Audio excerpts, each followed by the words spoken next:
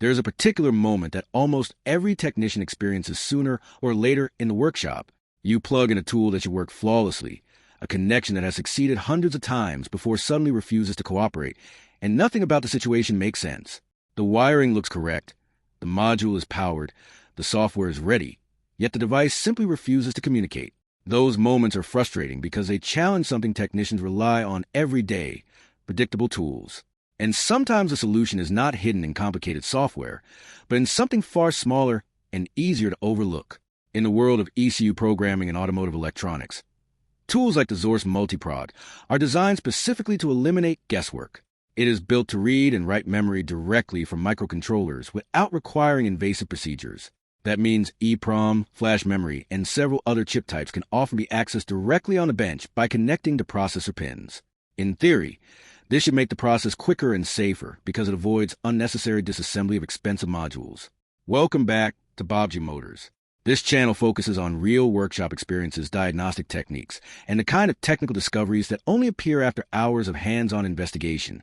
Before continuing, it is important to mention that everything discussed here is shared strictly for educational and informational purposes. Automotive electronics can be sensitive and complex, and any repair work should always follow proper safety procedures, manufacturer guidelines, and local regulations. The goal here is simply to explain a real troubleshooting case and the lesson behind it. Now, here is a question that naturally comes up when something like this happens.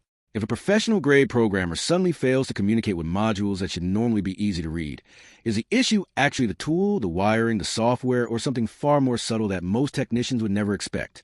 To answer that question, let's walk through a real diagnostic situation that started with a very confusing problem. A technician using the Xhorse Multi Prog noticed that certain modules refused to connect consistently. These were not unusual or exotic ECUs. They were standard units that should have been readable directly on the bench using processor pin connections. In other words, there should have been no need to open the ECU housing or solder wires directly to memory chips. But the behavior was strange. Sometimes a programmer would connect instantly and read the data without any issue. Other times, the exact same setup would fail completely. The software would show connection errors, or the device simply would not detect the module at all. Anyone who has spent time in automotive electronics knows how frustrating intermittent problems can be. When something works sometimes and fails other times, the first instinct is usually to blame wiring mistakes, unstable power supplies, or incorrect connection diagrams. However, in this situation, the technician was confident that the wiring was correct. The power supply was stable, the pinout matched the documentation, and the modules themselves were known to be functional. That raised a more interesting question. If everything outside the device was correct, could something inside the programmer itself be causing the issue? Rather than guessing, the technician decided to investigate methodically. A few ECU modules that had shown connection problems were placed on the bench again, and this time an oscilloscope was connected to several communication pins. Specifically, the signals being monitored included P8, S8, S6, and S14, which are commonly involved in communication and data transfer during microcontroller reading procedures. By watching these signals during connection attempts, the technician began to notice an unusual pattern. Sometimes the communication lines behaved perfectly, showing clean signals and normal communication timing. Other times the signals appeared unstable or inactive, almost as if the device could not properly establish a ground reference. That observation turned attention toward something that many people overlook: ground connections. The multi-prog cable includes two separate ground wires. This design is intentional because solid grounding is essential when communicating with sensitive electronic modules. Multiple ground points help maintain stable reference voltage and reduce noise during data transfer. After testing both wires individually, the technician discovered something extremely important. One of the ground wires worked perfectly every time.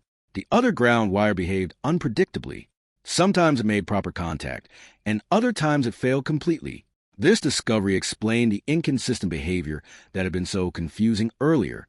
Whenever the working ground wire happened to be used, the device connected instantly.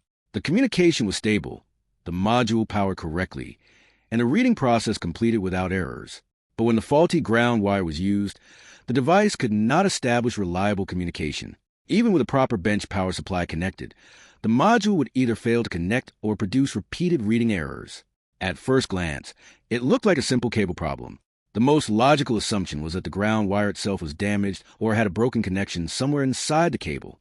To confirm that theory, the technician opened a connector and checked the wiring with a multimeter. Surprisingly, the cable passed every continuity test. Both ground wires appeared perfectly intact. The connector pins were solid, and there were no visible breaks or damaged insulation. That meant the problem was not in the cable. When something tests perfectly outside the device but still behaves incorrectly during use, the next logical step is to examine the hardware inside the tool itself. Looking at the pinout configuration of the Multi Prog connector revealed an important detail. Pin 4 served as a first ground connection, and Pin 5 served as a second ground connection. Under normal circumstances, both pins should be electrically connected on the internal circuit board, creating a unified ground reference. But the behavior suggested something different. Pin 4 always worked correctly, while Pin 5 caused connection failures. That meant the issue was likely somewhere inside the multi-prog unit. To investigate further, the technician carefully disassembled the device and examined the circuit board under magnification. Using a microscope is common practice when diagnosing electronic hardware, because tiny solder defects can be impossible to see with the naked eye.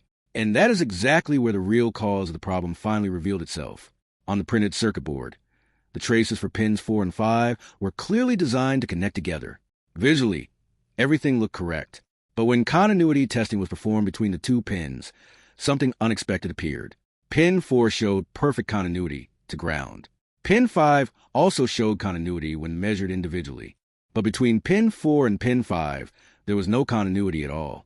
That meant the two ground pins were not actually connected to each other, even though the board design clearly intended them to be. Under the microscope, the technician spotted the defect. The solder joint connecting the ground pins had a tiny break underneath the surface. It was what electronics technicians refer to as a cold solder joint. A cold solder joint occurs when solder does not properly bond with the metal pad during manufacturing. The connection may look normal on the surface, but internally it forms a weak or incomplete electrical contact. Over time, vibration, temperature changes, or mechanical stress can cause the connection to behave intermittently. This tiny manufacturing defect was responsible for all the strange connection problems. The solution, fortunately, was very simple. The technician carefully reheated and resoldered the affected pins to ensure a solid electrical connection. Fresh solder was applied to guarantee proper bonding between the ground pins and the circuit trace. Once the solder joint was corrected, continuity testing showed exactly what should have been present from the beginning. Pins 4 and 5 were now electrically connected, creating a stable ground reference. After reassembling the device carefully, it was time to test whether the repair actually solved the problem. To remove any possibility of coincidence, the technician deliberately used a ground wire that had previously caused failures. A Renault 10 GF control module was connected to the programmer on the bench. The programmer connected to the computer. The software launched normally, and the connection process began. Moments later, the internal relay clicked as the device supplied power to the module. The power output stabilized around 14.9 volts, which is typical for a bench programming setup designed to simulate vehicle battery voltage. And then the message appeared on the screen. Connected successfully. The module responded immediately, and the reading process worked perfectly. The repair had completely solved the issue. The interesting lesson from this case is that the programmer itself was never fundamentally defective. The Xhorse Multi Prog is actually a very capable tool designed to read multiple memory types directly from microcontrollers across many vehicle platforms. Once the small solder defect was corrected, the device performed exactly as intended with stable communication and reliable data reading. So, what is the answer to the earlier question about why a professional programming tool might suddenly behave unpredictably? In this case, the cause was not software, not wire mistakes, and not poor tool design. It was a tiny cold solder joint inside the device that interrupted one of the ground connections. Problems like this are rare, but they remind technicians of something important. In electronics, even a microscopic connection failure can completely disrupt communication. For anyone experiencing similar intermittent connection issues with their multi-prog device, checking the continuity between ground pins 4 and 5 could be a worthwhile diagnostic step. Of course, opening and repairing electronic tools should only be done carefully and with proper experience, because internal components are delicate. Now here is my personal perspective after seeing cases like this over the years. Many technicians immediately blame software bugs or tool manufacturers when things stop working. But quite often, the real cause is something much smaller and simpler. Electronic tools are still physical devices, and sometimes the solution is hidden in hardware rather than code. I would genuinely like to hear what you think about this situation. Have you ever experienced a diagnostic tool behaving unpredictably only to discover the cause was something completely unexpected? Share your experience in the comments because real workshop stories like these help everyone learn. Here is one interesting tip before we wrap up. Whenever you are dealing with unstable ECU communication on the bench, always verify your ground connections first. In many cases, a poor ground reference can cause data lines to behave erratically, even if power supply voltage appears correct. And here is a small fun fact many technicians do not realize. In modern vehicle electronics, ground stability is often more critical than positive voltage supply. A weak ground can distort digital signals, interrupt communication protocols, and cause control units to behave as if they're defective when they're actually functioning perfectly. If you found this breakdown helpful, let's try to reach 1,000 likes and 100 comments on this video. Your interaction really helps push this content further so more technicians can benefit from real-world diagnostic experiences. Also consider subscribing to Baabji Motors if you enjoy this kind of deep technical discussion. A surprisingly small percentage of viewers are actually subscribed, and that simple click makes a big difference. Creating detailed diagnostic content like this takes a lot of time, research, and practical testing.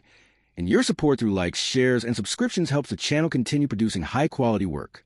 If this video helped you solve a problem or taught you something new, feel free to share it with another technician who might face the same issue one day. Thanks for watching.